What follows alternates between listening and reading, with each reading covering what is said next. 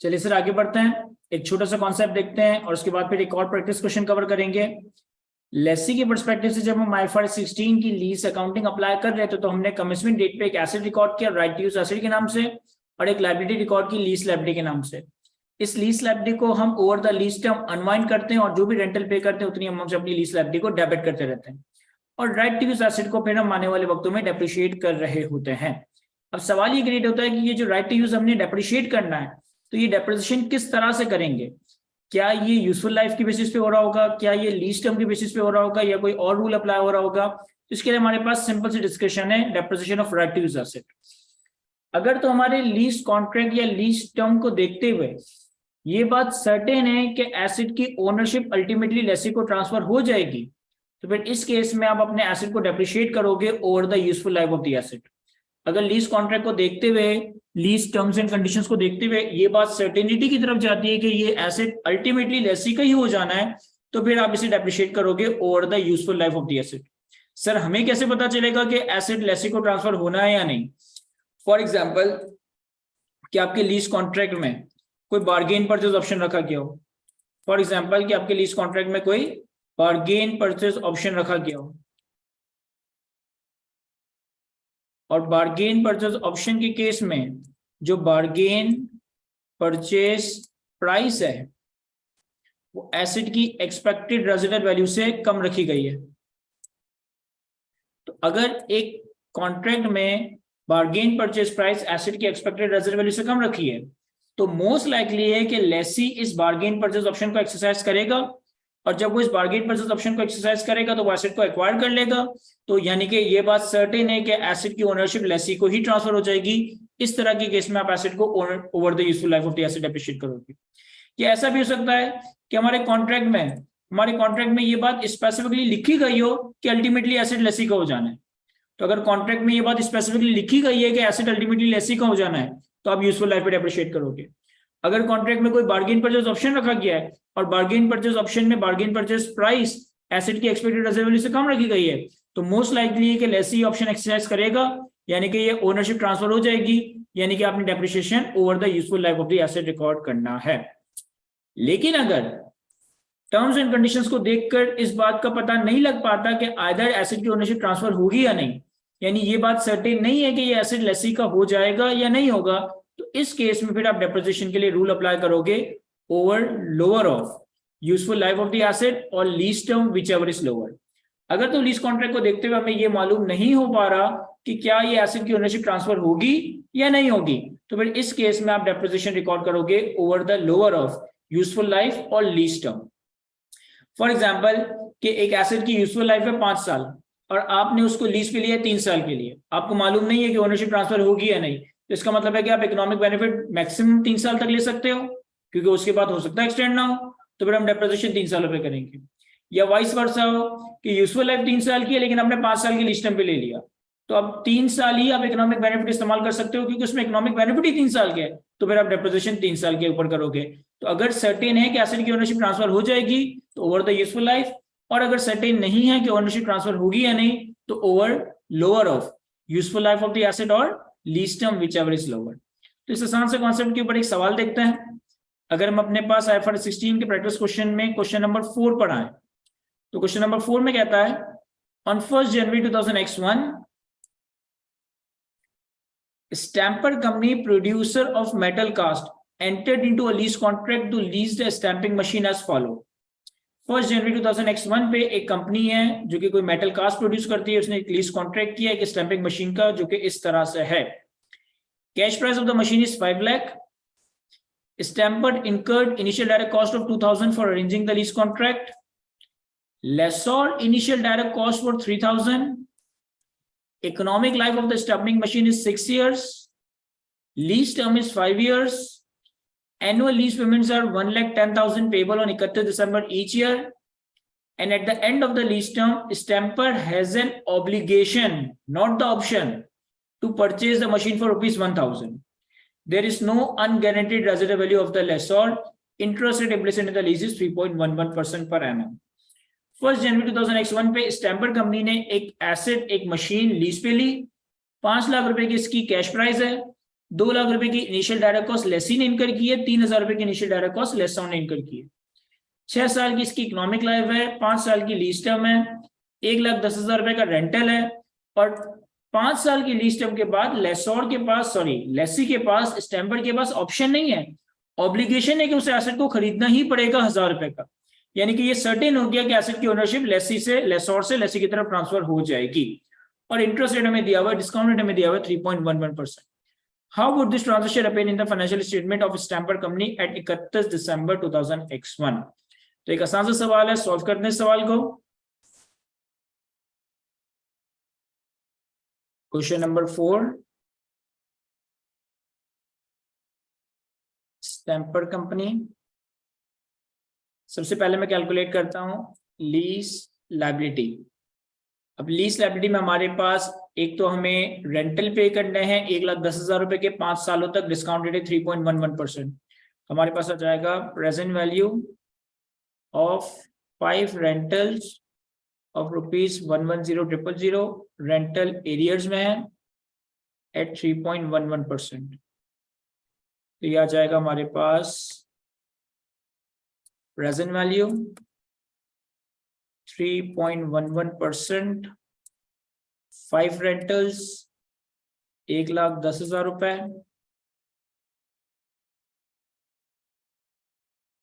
Comma 0 fair value eight the end of the year. तो हमारे पास प्रेजेंट वैल्यू आ गई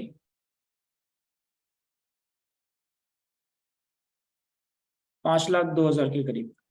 उसके बाद हमारे पास ऑब्लिगेशन थी, हमारे ऊपर ऑब्लिगेशन थी कि हमने 5 साल के बाद इस एसेट को 1,000 रुपए का खरीदना ही है। तो हमारे पास present value of purchase price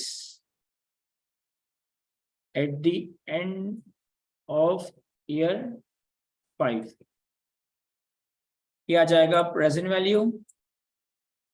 rate है हमारे पास 3.11%।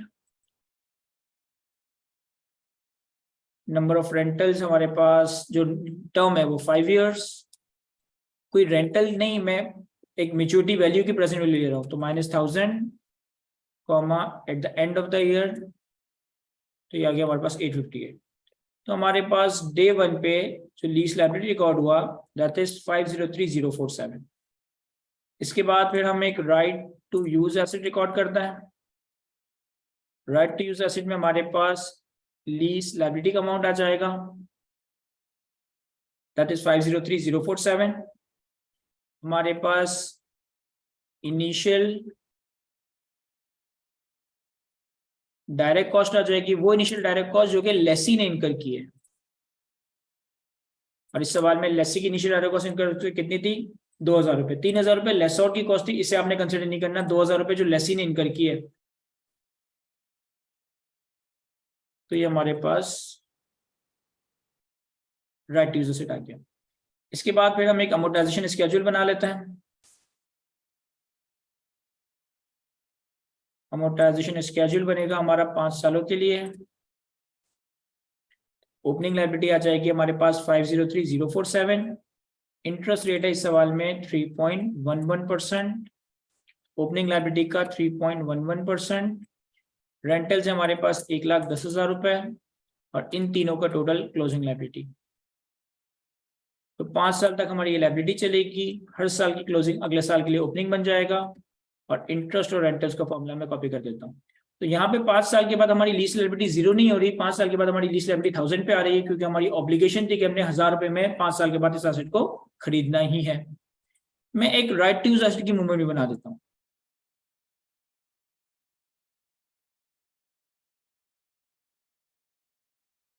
अब ये मूवमेंट में 5 सालों के लिए नहीं, 6 साल के लिए बना रहा हूँ, क्योंकि जब हमने एसेट को 5 साल के बाद खरीदना ही है, तो इसका मतलब है ये सर्टेन है कि एसेट की ओनरशिप हमारे पास ट्रांसफर हो जाएगी।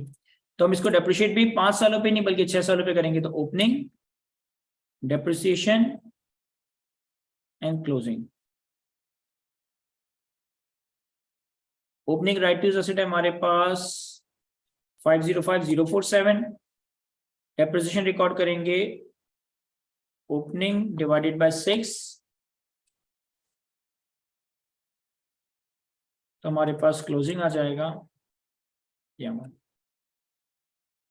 हर साल का क्लोजिंग अगले साल का ओपनिंग बन जाएगा, डेप्रिसिएशन कैरी फॉरवर्ड और क्लोजिंग कैलकुलेट हो जाएगा। तो 6 साल के बाद हमारा right to use asset complete हो जाएगा। अब इसकी जनरलिटीज बनाया अगर हम, सबसे पहले 1 जनवरी ईयर 1 पे right to use asset debit, lease, liability credit और cash credit. Right to use asset हमारा डेबिट होगा 5,05,047, लीज लायबिलिटी हमारी क्रेडिट होगी 5,03,047 और 2,000 रुपए की इनिशियल डायरेक्ट कॉस्ट। अब हर साल के आखिर में, फॉर एग्जांपल पहले साल का आखिर आएगा 31 दिसंबर ईयर 1 पे डेप्रिसिएशन एक्सपेंस P&L में debit, that is 84,175, right to use asset credit same amount से 84,175। इसी तरह 31 दिसंबर ईयर 1 पे इंटरेस्ट और रेंटल की एंट्री बनेगी, तो इंटरेस्ट एक्सपेंस P&L में debit, that is as per the amortization schedule 15645। Cash हमारे पास से क्रेडिट हो रहा होगा, दैट इज 1,10,000 और डिफरेंशियल से हमारे पास लीज लायबिलिटी डेबिट हो रहा होगा, दैट इज 1,10,000 माइनस 15,645। अच्छा, इस सवाल में अगर आप गौर करें तो 5 साल के बाद हमें 1,000 रुपए का बाय करना था। हमें इस सवाल में 6 साल के आखिर में कोई रेजिडेंट वैल्यू नहीं दी हुई। अगर तो हमें 6 साल के आखिर में कोई रेजिडेंट वैल्यू दी होती और हम एसेट अब हमारा ही है और 6 साल पे हम इसको डेप्रिशिएट कर रहे हैं, तो फिर डेप्रिसिएशन कैलकुलेट करते वक्त मैं रेजिडेंट वैल्यू को भी एडजस्ट करता। क्योंकि 6 साल के बाद कोई रेजिडेंट वैल्यू नहीं दी हुई, इसलिए मैंने 6 साल के आखिर तक इस एसेट को अल्टीमेटली 0 कर दिया। अब ये ईयर 1 के एंड पे एंट्रीज है, इसी तरह ईयर 2, ईयर 3, ईयर 4, ईयर 5 के एंड तक आप एंट्रीज बनाओगे तो ईयर 5 तक आपका लीज लायबिलिटी 1,000 रुपये आ जाएगा। फिर आप अल्टीमेटली 1,000 रुपये पे करोगे तो एसेट आपका हो जाएगा। मैं एंट्रीज बना देता हूं कि अगर हम 31 दिसंबर ईयर 6 पे होंगे, 31 दिसंबर ईयर 6 पे आपके पास राइट टू यूज एसेट, 31 दिसंबर ईयर 6 नहीं, 31 दिसंबर ईयर 5 पे होंगे, तो 31 दिसंबर पे आपके पास राइट टू यूज एसेट रह गया होगा 84,175 और लीज लायबिलिटी आपके पास रह गई होगी 1,000 की, जो आपके पास क्लोजिंग लायबिलिटी आ रही है 31 दिसंबर ईयर 5 पे। अब जब आप 1,000 पे करोगे और इस एसेट को एक्वायर कर लोगे तो lease liability debit, cash credit हो जाएगा 1,000 से। और चूंकि अब ये एसेट आप ही का हो गया तो अब ये राइट टू यूज नहीं बल्कि प्रॉपर्टी प्लांट एंड इक्विपमेंट बन जाएगा। Property plant and equipment debit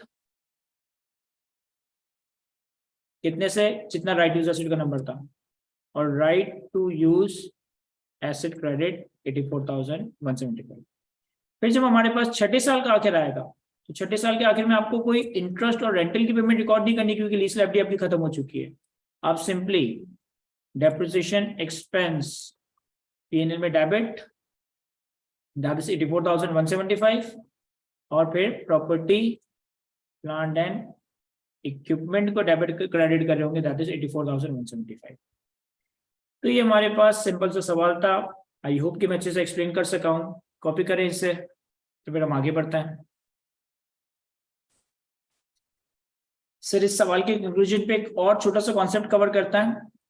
देखिए, हमने डिस्कस किया कि जो लीज लायबिलिटी की वर्किंग करेंगे, लीज लायबिलिटी का नंबर हम कैलकुलेट करेंगे डे 1 पे, ये हम लीज पेमेंट्स की डिस्काउंटिंग करेंगे using the discount rate, that is appropriate discount rate. अब सवाल ये कि रेट होता है कि अप्रोप्रिएट डिस्काउंट रेट क्या है, तो डिस्काउंट रेट के हवाले से डिस्कशन करता है। डिस्काउंट रेट लेसी के पर्सपेक्टिव से कुछ और, लेसर के पर्सपेक्टिव से कुछ और हो सकता है। लेसी के पर्सपेक्टिव से हमारी पहली प्रायोरिटी होगी कि हम interest rate implicit in the lease इस्तेमाल करें। अगर लेसी को interest rate implicit in the lease मालूम है तो वो interest rate implicit in the lease को ही यूज करते हुए अपनी डिस्काउंटिंग वगैरह करेगा। लेकिन अगर लेसी के पास interest rate implicit in the lease available ना हो तो फिर लेसी अपना इंक्रीमेंटल बोरिंग रेट इस्तेमाल कर रहा होगा। इंक्रीमेंटल बोरिंग रेट का मतलब है कि आम हालात में अगर लेसी बोरिंग्स करता है तो उसे किस रेट पे मार्केट से बोरिंग्स अवेलेबल मिल हो जाती है under the similar terms and conditions. तो पहली priority interest rate implicit in the lease, और अगर interest rate implicit in the lease मालूम ना हो तो फिर इंक्रीमेंटल बोरिंग रेट। लेकिन लेसोर के पर्सपेक्टिव से आपने हमेशा interest rate implicit in the lease ही इस्तेमाल करना है जब हम लेसोर की अकाउंटिंग ट्रीटमेंट वगैरह को कवर करेंगे। अब सवाल ये क्रिएट होता है कि interest rate implicit in the lease है क्या चीज? Interest rate implicit in the lease एक लेसोर का अफेक्टिव रेट ऑफ रिटर्न है। Interest rate implicit in the lease एक लेसोर का अफेक्टिव रेट ऑफ इंटरेस्ट है, यानी कि एक लीज अरेंजमेंट में, एक लीज ट्रांजेक्शन में अफेक्टिवली लेसोर क्या कुछ अर्न करेगा in the term of interest, ये interest rate implicit in the lease है। इसको हम सिंपली वर्कआउट कर सकते हैं, एक ऐसा इंटरेस्ट रेट जो कि लेसोर के पर्सपेक्टिव से इस इक्वेशन को टाई करते। ये इक्वेशन क्या है? Present value of lease payments, यानी लेसोर को इस लीज कॉन्ट्रैक्ट के नतीजे में कितनी लीज पेमेंट्स मिलेंगी, उनकी present value, plus present value of unguaranteed resident value. देखिए, ऐसा हो सकता है कि लीज कॉन्ट्रैक्ट में रेजिडेंट वैल्यू का कुछ पोर्शन ऐसा हो जो कि गारंटी ना किया गया हो। अगर रेजिडेंट वैल्यू का कुछ पोर्शन ऐसा है जो कि गारंटी नहीं किया गया, स्टिल लेसोर को वो वैल्यू मिलेगी तो सही ना। रेजिडेंट वैल्यू एक इकोनॉमिक रियलिटी है जो कि एग्जिस्ट करती है। अगर कोई इसे गारंटी कर देता है, लेसी या कोई थर्ड पार्टी, तो बहुत अच्छी बात है। लेकिन अगर कोई इसे गारंटी नहीं करता तो भी रेजिडेंट वैल्यू की फॉर्म में एसेट लेसी को मिलेगा ही मिलेगा। तो इक्वेशन की एक साइड पे हमने लेसोर के पर्सपेक्टिव से अफेक्टिवली उसके रिटर्न को रखा है कि लीज ट्रांजेक्शन में लेसोर को क्या रिटर्न मिलेगा। सर, लेसोर को present value of lease payments मिल रही होंगी, यानी कि सारी लीज पेमेंट्स, और लीज की टर्मिनेशन या मैच्योरिटी पे कुछ रेजिडेंट वैल्यू मिलेगी। रेजिडेंट वैल्यू का जो गारंटीड पोर्शन है वो तो लीज पेमेंट्स का पार्ट ऑलरेडी बन चुका है, लेकिन अगर रेजिडेंट वैल्यू का कोई अनगारंटीड पोर्शन है तो उसे आप सेपरेटली प्रेजेंट वैल्यू ऐड कर रहे होंगे। इन दोनों रिटर्न को हम रिकंसाइल करेंगे लेसोर की कॉस्ट से। अब लेसोर की कॉस्ट क्या चीज है? लेसोर की कॉस्ट का मतलब है कि लेसोर ने इस लीज ट्रांजेक्शन में क्या इन्वेस्ट किया। सर, लेसोर ने इस ट्रांजेक्शन में अपना एक एसेट इन्वेस्ट किया है, तो जो भी एसेट की फेयर वैल्यू है वो आ जाएगा। और एसेट की फेयर वैल्यू के अलावा लेसोर हो सकता है कोई इनिशियल डायरेक्ट कॉस्ट भी इनकर कर रहा हो। तो एक ऐसा इंटरेस्ट रेट जो कि लेसोर का अफेक्टिव रेट है, यानी लेसोर ने क्या इन्वेस्ट किया, लेसोर ने एसेट इन्वेस्ट किया तो उसकी फेयर वैल्यू, लेसोर ने कोई इनिशियल डायरेक्ट कॉस्ट इनकर की तो वो इनिशियल डायरेक्ट कॉस्ट, और बदले में उसको क्या मिलेगा? सर, बदले में उसको लीज पेमेंट्स मिलेंगी, बदले में उसको रेजिडेंट वैल्यू मिलेगी। तो इन दोनों की प्रेजेंट वैल्यू और लेसोर की इन्वेस्टमेंट जिस रेट ऑफ इंटरेस्ट पे रिकंसाइल कर जाएंगे, जिस रेट ऑफ इंटरेस्ट पे इनकी एनपीवी 0 आ रही होगी, वो interest rate implicit in the lease है। लेसोर के लिए जब हम अकाउंटिंग पढ़ेंगे तो हम हमेशा interest rate implicit in the lease इस्तेमाल करेंगे। लेसी के पर्सपेक्टिव से interest rate implicit in the lease अगर लेसी को मालूम है, और अगर लेसी को interest rate implicit in the lease मालूम नहीं है तो फिर incremental borrowing rate. Sir, lessee को interest rate implicit in the lease मालूम ना हो, ये कैसे पॉसिबल है? भाई, हो सकता है लेसी को एसेट की फेयर वैल्यू ना मालूम हो सकता है लेसी को ना मालूम हो कि लेसोर ने कितनी इनिशियल डायरेक्ट कॉस्ट इनकर की है, तो हो सकता है इन चार चीजों में से कोई एक या एक से ज्यादा नंबर लेसोर को मालूम ना हो, तो interest rate implicit in the lease मालूम ना हो, और interest rate implicit in the lease मालूम नहीं होगा तो फिर हम इंक्रीमेंटल बोरिंग रेट इस्तेमाल कर रहे होंगे। अब जो सवाल हमने आज की क्लास में सॉल्व किए ना, उसमें अगर आप गौर करें तो हमने क्वेश्चन नंबर 1 देखा जिसमें हमारे पास एक रेट दिया हुआ था, क्वेश्चन नंबर 2 देखा जिसमें हमारे पास इंटरेस्ट रेट दिया हुआ था, क्वेश्चन नंबर 4 देखा जिसमें हमारे पास इंटरेस्ट रेट दिया हुआ था, और क्वेश्चन नंबर 4 में interest rate implicit in the lease दिया हुआ था। क्वेश्चन नंबर 2 में भी interest rate implicit in the lease दिया हुआ था। तो interest rate implicit in the lease पे ये इक्वेशन जरूर रिकंसाइल कर रही होगी। देखिए, मैं आपको चेक करवाता हूँ। क्वेश्चन नंबर 4 में interest rate implicit in the lease है 3.11%, और interest rate implicit in the lease इस इक्वेशन को रिकंसाइल करवा देगा। इस इक्वेशन में एक साइड पे आ रहा है present value of lease payment और present value of unguaranteed resident value. तो अगर हम इसी सवाल में देखें तो present value of lease payments, sir lease payments की प्रेजेंट वैल्यू कितनी है? वो हमने ऑलरेडी कैलकुलेट की हुई है 503047, और present value of unguaranteed resident value कितनी है? सर, इस सवाल में कोई अनगारंटीड रेजिडेंट वैल्यू थी ही नहीं। हमने जो अभी सवाल सॉल्व किया क्वेश्चन नंबर 4, उसमें कोई अनगारंटीड रेजिडेंट वैल्यू थी नहीं, लिखा हुआ था there is no unguaranteed resident value, तो ये तो आ गया 0। तो इन दोनों का अगर आप टोटल देखें तो ये आ रहा है 5,03,000 के करीब। अब इंटरेस्ट इम्प्लिसिट लीज एक ऐसा रेट है जो कि present value of lease payments plus present value of unguaranteed resident value को रिकंसाइल करता है fair value of the asset और लेसोर इनिशियल डायरेक्ट कॉस्ट। लेकिन इस सवाल में कैश प्राइस कितनी दी हुई थी? 5 लाख। तो हमारे पास fair value of the asset आ गया, दैट इज 5 लाख। और दूसरा क्या है सर हमारे पास, fair value of the asset plus lessor initial direct cost. Sir इस सवाल में लेसोर की भी इनिशियल डायरेक्ट कॉस्ट दी हुई, दैट इज 3000। तो अगर हम इनिशियल डायरेक्ट कॉस्ट लेसोर की रखें दैट इज 3000, तो हमारे पास इन दोनों का टोटल भी 5,03,000 ही बन रहा है। कुछ 47 रुपए का डिफरेंस आ रहा है, ऑब्वियसली वो राउंडिंग ऑफ की वजह से मेजर सब्सटेंशियल ये 5,03,000 रिकंसाइल कर रहा है। इंटरेस्ट रेट इम्प्लिसिट नजरिए से एक ऐसा रेट है जो कि लेसोर की इन्वेस्टमेंट और लेसोर के रिटर्न को टाई करवाता है, यानी कि एक ऐसा रेट ऑफ रिटर्न जो लेसोर की इन्वेस्टमेंट और रिटर्न की एनपीवी को जीरो कर दे। तो इन्वेस्टमेंट में लेसोर का एसेट उसकी फेयर वैल्यू आ जाएगा और इनिशियल डायरेक्ट कॉस्ट हो जाएगी, और रिटर्न में लीज पेमेंट्स और रेजिडुअल वैल्यू। अब रेजिडुअल वैल्यू में जो गारंटीड पोर्शन है वो तो लीज पेमेंट का पार्ट बन चुका है, जो अनगारंटीड पोर्शन है उसे आप सेपरेटली कंसीडर करेंगे। तो लेसोर का रिटर्न और लेसोर की कॉस्ट जिस रेट पे रिकंसाइल करेगी, this is called interest rate implicit in the lease. इसी तरह जो हमने क्वेश्चन नंबर 2 सॉल्व किया, क्वेश्चन नंबर 2 में हमारे पास interest rate implicit in the lease available था। देखें हमारे पास एसेट की फेयर वैल्यू थी 80,000, तो अगर मैं इक्वेशन को रिकंसाइल करवाऊं तो fair value of the asset is 80,000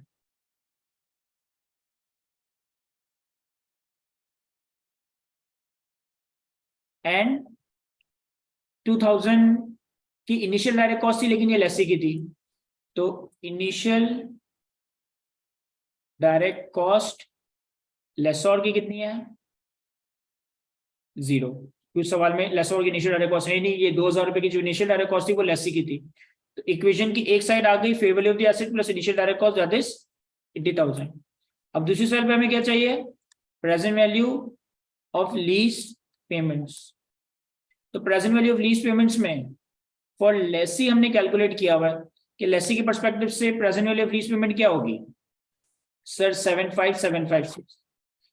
फिर 8,000 रुपए का अमाउंट ऐसा था जो कि लेसी ने गारंटी किया था, लेकिन चूंकि रेजिडुअल वैल्यू भी 8,000 थी और गारंटी भी 8,000 था, तो हमने लेसी की प्रेजेंट लीज लायबिलिटी कैलकुलेट करते वक्त इन 8,000 को कंसिडर नहीं किया था। लेकिन अगर लेसोर के पर्सपेक्टिव से मैं present value of guaranteed residual value को भी कंसिडर करूं, क्योंकि लेसोर को तो ये अमाउंट भी मिलेगा ना, तो प्रेजेंट वैल्यू रेट इस सवाल में था हमारे पास 11.18%, लीज टर्म थी हमारे पास 6 साल, रेंटल्स कुछ नहीं है, और रेजिडुअल वैल्यू थी 8,000 और eight the end of the year. तो ये आ गया हमारे पास 42,326। अब अगर आप इन दोनों का टोटल देखें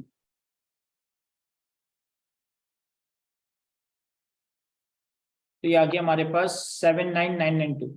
फिर इसमें हम ऐड करते हैं प्रेजेंट वैल्यू ऑफ अनगारंटेड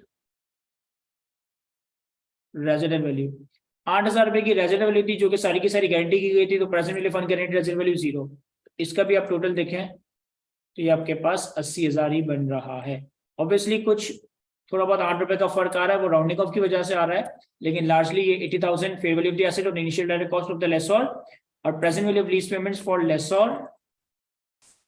अब लेसोर के लिए लीज पेमेंट्स में लेसी से मिलने वाली पेमेंट्स भी आएंगी और गारंटीड रेजिडुअल वैल्यू भी आएगी, और अनगारंटीड रेजिडुअल वैल्यू 0, तो ये 80,000 बन गया। तो ये सिंपल सा एक कॉन्सेप्ट था इनिशियल डायरेक्ट कॉस्ट के हवाले से कि एक ऐसा रेट जिसपे लेसोर का रिटर्न और कॉस्ट की एनपीवी रिकंसाइल कर रही हो। लेसोर की कॉस्ट में fair value of underlying asset और इनिशियल डायरेक्ट कॉस्ट आएगा, और लेसोर के रिटर्न में लीज पेमेंट्स, और अगर कोई अनगारंटीड रेजिडुअल वैल्यू है तो इनकी प्रेजेंट वैल्यूज आ रही होगी। तो आई होप कि ये सारी चीजें आज की क्लास में यहीं तक मैं अच्छे से एक्सप्लेन कर सका हूं। आज की इस लेक्चर को हम यहीं तक रखते हैं। Thank you, Allah Hafiz.